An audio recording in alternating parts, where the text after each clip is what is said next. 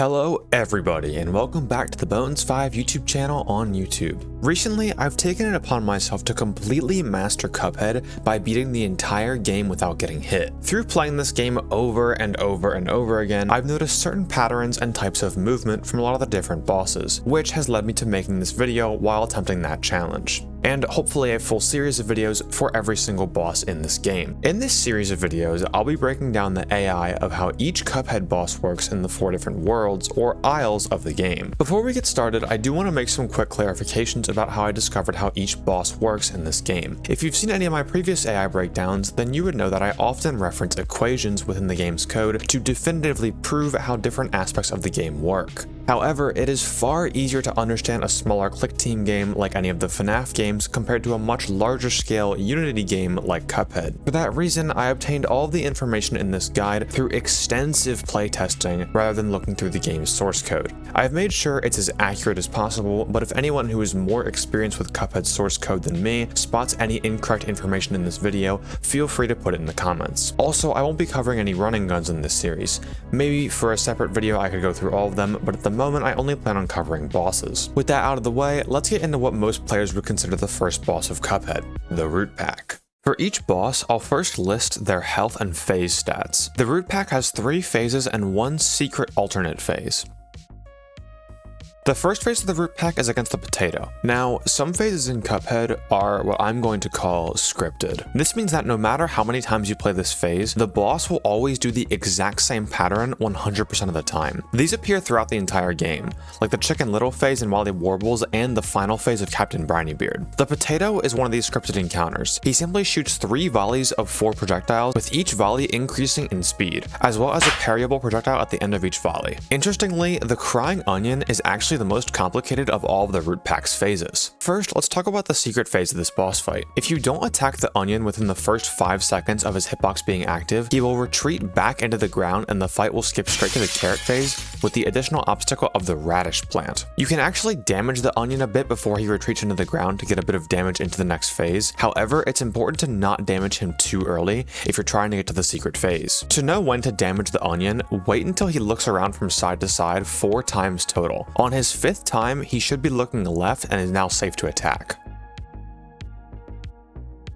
Assuming you don't enter his secret phase, here's how the Onion's only attack, his crying attack, works. He will first do a small cry animation and only drop 1 to 2 tears. Then he will cry again and drop either 8 to 9 tears. Out of these 8 or 9 tears, some may be pink or parryable. What determines if a tear is parryable is based on 2 factors. To help visualize this, look at this theoretical number line of onion tears. Man, that sounds stupid. Parryable tears can only spawn on 4, 5, 8, and 9. The first 3 tiers will always be normal blue tears no matter what. If a parryable tier appears, then 3 more blue tears must spawn before there's a possibility of another pink tier. For example, if the 4th tier is parryable, then tiers 8 or 9 could be parryable, but not both. Whereas if the 5th tier is parryable, then only tier 9 can be parryable, though the chance of tier 9 even spawning isn't guaranteed. I probably went way too deep into that for no reason. It's just a crying onion. But that's because the rest of this fight is pretty boring. After defeating the Onion or entering the secret phase, we are faced with the last phase of this boss, the Carrot. The Carrot is also a completely scripted encounter. He will always start by spawning in 5 homing carrot attacks, then opening his 3rd eye and shooting 3 energy beams at the player and then repeating. If you instead choose to do the secret phase, there will actually be no difference in the Carrot's health compared to the normal phase, so it's often a good speedrunning strat. Lastly, the total HP for the Root Pack when played normally is 1,235 hit points. On the secret phase, it's 1,065. And I will note now that I'm covering this entire guide based on the regular modes for each boss. I may do a separate video on expert mode if it's requested, but for now we're just focusing on the regular difficulty. Goopy Le Grande is our second boss in Inkwell Isle 1. He has 3 phases and some of the simplest AI in the entire game. Throughout the fight, he really only has 2 attacks, jumping around the arena and an extremely telegraphed forward lunge or punch. In his first phase, he will jump 5 to 7 times before lunging forward towards whatever direction the player is located. He has 2 mix-ups with these jumps. He can either do a small jump or a high jump, and he can also wait an extra second before jumping. Upon reaching the damage threshold for phase 2, Goopy will pop some sort of hill and grow much larger. In Phase 2, his AI is much the same, jumping anywhere from 5 to 8 times before winding up and punching in whatever direction the player is located. He will always jump 3 times and do a punch attack directly after transforming, then return to his random normal patterns. Similar to the first phase, he also has a slight variation he can do in his jump height, either doing a high jump or a small jump. After reaching the damage threshold for Phase 2, Goopy will be replaced with a gravestone of himself. This gravestone is even more simplistic than his previous phases. After dropping from the sky, Goopy will randomly slide either left or right, going from side to side behind the arena. Once Goopy has hit both edges of the screen at least once, he will now have a chance to attack once he is behind the player. Goopy will then slam down and choose another random direction to go in. Goopy will not attack again until he has hit both edges of the screen again.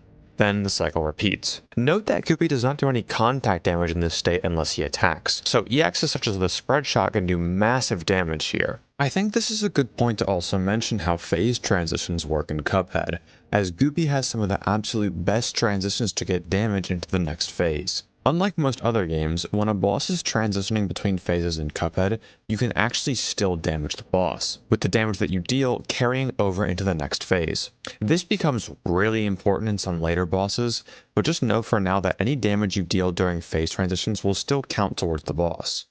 Next, let's talk about Ribby and Croaks. Remember how I said that the boss damage will always carry over between phase transitions? Well, this boss actually has a phase that is the one exception to this rule throughout the entire game, but we'll get to that in a bit. First, let's talk about the first phase of this boss. Ribby and Croaks are unique in that they're one of the few bosses that has 2 hitboxes linked to the same health bar, meaning that multi-hit weapons can do insane damage in this first phase. For example, the Roundabout EX, which would normally hit 2 to 3 times before returning to the player, will alternate hitting both hitboxes and do its max damage of 40 every single time. As for their attacks in the first phase, Ribby and Croaks will alternate attacking, and each of their attacks will have some randomness to it. Let's start with Croaks' spitting attack. In this attack, Croaks will spawn 4 sets of fly enemies that will slowly close in on the player. The only variation in this attack is how many flies Croaks can spawn. He can spit either 3 to 4 times. Within each spit, he will usually spawn 2 flies. However, there's a chance that on one of the 4 spits, he'll only spawn 1 fly. This cannot happen on the first spit, and it cannot happen more than once in one attack.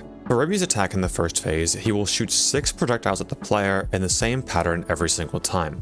The only variation is when his parryable projectile will spawn. It will first randomly spawn in one of the first 3 projectiles. Then it will always spawn after 2 more punches. For example, if he throws a parryable punch on punch 1, then punch 4 will be parryable. Once you've reached the damage threshold for Phase 1, Ribby will roll to the other side of the screen and begin Phase 2. In Phase 2, Croaks will turn into a propeller and attempt to push the player into Ribby. Croaks is completely scripted in this phase. He simply does his propeller attack for about 10 seconds, waits about a second, and then does his propeller attack again. Ribby only has 2 variations in his attacks.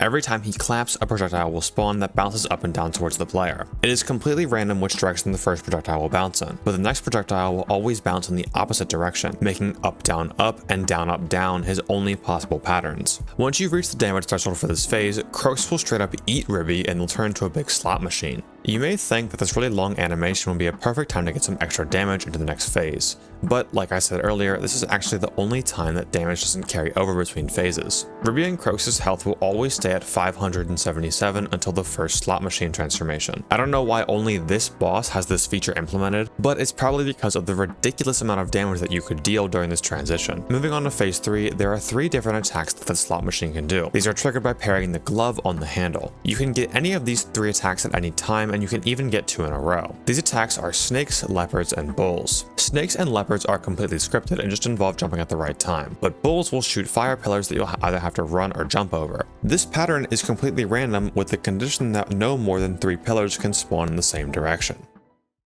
With Ribby and Croaks down, our next boss in Inkwell Isle 1 is our first plane boss, Hilda Berg. And oh man, Hilda Berg has a lot of shit going on. This boss has 6 different phases per fight with 7 total phases possible. Before we talk about Hilda Berg herself, I want to first go over the constant threat of these toy zeppelins. These are where you obtain parries in this fight, and their type and parry spawn rates are scripted but change depending on the phase. Within the first phase, the toy zeppelins will always spawn in this order: a purple zeppelin shooting a normal shot, a purple zeppelin shooting a parryable shot, and then a green zeppelin which shoots a multi-shot.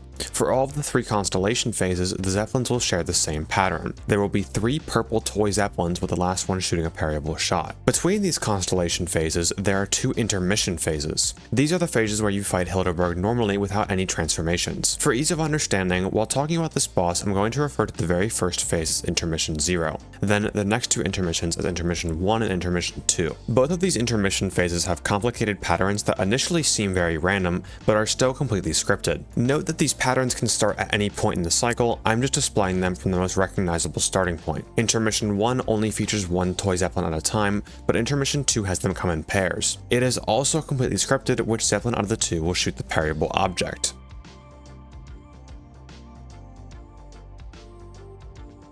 In the last phase, Hilda turns into a moon and the Zeppelins will be replaced with shooting stars. These are also scripted, with every 17th star being parryable. That's all for Hilda Berg's minions. Now we can actually talk about Hilda Berg herself. In Hilda Berg's first phase, or intermission 0, she will fly in the same figure 8 pattern and shoot a laughing projectile approximately every 3 seconds. Once she reaches the damage threshold for this phase, she'll turn to her first constellation of Taurus. Taurus only has 1 attack, which is stopping to lunge at the player. Unlike Goopy's third phase, this attack isn't actually based on the player's location. Instead, Taurus will charge on a set time interval. From what I could gather, this interval is either 4 or 5 seconds and is selected randomly, but it can also be a value in between and just be a completely scripted phase. It's also worth noting that when you reach the damage threshold for a constellation phase to be over, the constellation will usually attack 1 more time before transforming. This is because bosses in Cuphead are usually forced to commit to their attacks before transitioning phases. So if the player pushes Hilda past the damage threshold to exit the Taurus phase, but Taurus is supposed to charge in 3 seconds, the game will wait until those 3 seconds are up, and then Hilda will transition into the next phase. Now in intermission 1, Hilda gains a new attack in which she spawns a tornado that tracks the player. She mixes this attack with the laughing projectiles from the previous intermission, choosing randomly to laugh 2 to 3 times before casting a tornado at the player. Once you reach the damage threshold for intermission 1, Hilda Berg will randomly choose to either transform into Gemini or Sagittarius. I'll start with Gemini because they have more complex mechanics. Every 10 seconds, Gemini will cast a ball of light that they're holding into the center of the screen. This ball acts as a projectile on its own, but it also shoots a beam of light that goes in a circle around the screen. When the ball of light first spawns in, the game will randomly decide whether it starts shooting up or down. The beam can only spawn on the y-axis, so camping horizontally next to the ball of light will give you a good amount of time to react. Once the game has decided on what direction the beam will first shoot from, it will then rotate in whatever direction the player is located in. Then the projectile will disappear after making 1 full revolution. Sagittarius is much simpler than Gemini, though debatably more difficult. This phase is entirely scripted. Sagittarius will shoot an arrow every 4 seconds that is accompanied by 3 homing blue stars. Intermission 2 is pretty similar to intermission 1, except the tornado attack will appear more frequently. Instead of Hilda laughing 2 to 3 times before spawning a tornado, she will only laugh 1 to 2 times. Finally, for Hilda Berg's last phase, she turns into a giant crescent moon and will spawn UFOs from inside her head. These UFOs come in 2 types, brown and red. Brown UFOs will automatically activate at a set time, and red UFOs are activated once the player moves under them. There doesn't seem to be a set pattern to these UFO spawns. However, you cannot get more than 2 of the same type of UFO in a row. One more note about Hilda Berg. When fighting this boss, you may notice that you'll sometimes get jumped by multiple phases of toy Zeppelins. This is because there isn't always a perfect overlap in phase transitions, so patterns can overlap, causing extra enemies to spawn at the beginning of a new phase. Lastly, we arrive at our final boss in Inkwell 1, Cagney Carnation. On the surface, it may look like Cagney only has 2 phases, one where he does his Gatling gun, projectile, and lunge attacks, and the final phase where he forces the player to stay on 3 platforms. However, Cagney actually has 4 separate phases. The changes between the first 3 are extremely subtle, however, so for simplicity's sake, I'm going to refer to these first 3 phases as subphase 1, 2, and 3. And the main phases as phase 1 and 2. Within phase 1, Cagney has 3 main attacks: spawning seeds using his Gatling gun, using his magic hands to shoot boomerang or homing projectiles, and lunging at the player. Cagney can only perform certain attacks within certain subphases. In subphase 1, Cagney can only do his Gatling gun and lunge attacks, and will always alternate between the 2. In subphase 2, he can only do his magic hands attack and lunge attack, and will also always alternate between the 2. And in subphase 3, he will alternate between his magic hands attack and Gatling gun attack. Now that we know when he can do these attacks, how do these attacks individually work? The lunge attack is the simplest of the three and can only be done during subphase 1 and 2. Cagney will simply choose to lunge beneath the platform or above them at random. He can lunge in the same direction twice in a row, though it seems to be less common. The magic hands attack is next and can only be done during subphase 2 and 3. Cagney will randomly choose to shoot either 2 or 3 sets of projectiles. Then, within those 2 or 3 sets, choose to either shoot boomerangs or 3 homing projectiles. It is possible to get a set of 2 with the same projectile, but it is not possible to get 3 of the same projectile in a row. It's also worth noting that you can crouch under the boomerang attack. The Gatling gun attack is by far Cagney's most complicated attack in phase 1. It can only appear in subphases 1 and 3 and consists of Cagney shooting out 5 seeds from his head. Some of these seeds will spawn vines that grow into flying plants, others will remain on the ground, and the one parryable seed will turn into a flying enemy that will periodically shoot projectiles at the player. The configuration that these seeds fly in is pretty random, but there were some facts that I was able to gather about this attack. The parryable seed can only spawn on seeds 2, 3, 4, and 5. You cannot get a parryable seed on your first seed.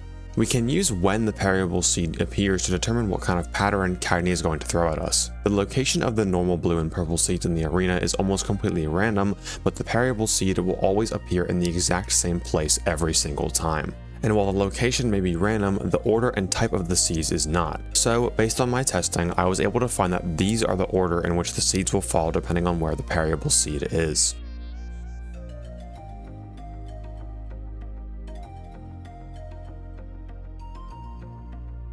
Now onto phase 2. In this phase, Cagney will thrust his arms into the ground, restricting the player's movement to just the 3 platforms in the arena. He has 2 attacks in this phase, spitting out spores and creating vine spikes on any of the 3 platforms. There doesn't seem to be any pattern to the order that Cagney spits out spores, but there's only 4 combinations he can do in one attack. He can either spit out 1 normal spore, 1 parryable spore, a normal spore, then a parryable spore, or a parryable spore, then a normal spore. As for the vines, I tried looking for a pattern in them, but the pattern is either so long that it seems random, or the vines are just genuinely random. If anyone knows the specifics of the vines in this fight, I'd love to hear about it in the comments, but after tracking about 100 different vine attacks, I could not find a discernible pattern. One more tip for Cagney's last phase: if you stand on the very right platform and crouch, you'll always dodge any of the spores that Cagney shoots, but this only works on that specific platform. And that covers all of the AI for all the bosses in Inkwell Isle 1. I figured that I would make this video because of how much I've been playing Cuphead live recently. If you enjoyed this video and would like to see any AI breakdowns for any future bosses, please leave a like, comment, and subscribe. It really helps the channel out. And with that said, thank you for watching. Peace.